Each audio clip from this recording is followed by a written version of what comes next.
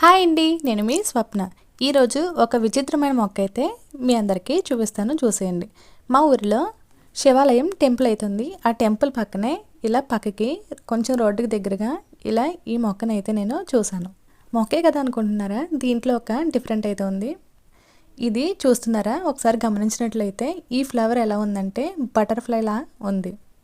ఈ మొక్కకున్న ఆకులు చూసినట్లయితే అక్షింతల చెట్టు అంటారు కదా, ఆ చెట్టుకున్న ఆకుల్లో అయితే ఈ చిన్న మొక్కకైతే ఉన్నాయి. ఈ ఫ్లవర్ పూయక ముందు మొక్కలైతే ఇలా చిన్న చిన్నవి ఈ విధంగా అయితే ఉన్నాయి. ఈ ఫ్లవర్ని చూడగానే ఈ కలర్ కాంబినేషన్ అయితే చాలా బాగా అనిపించింది.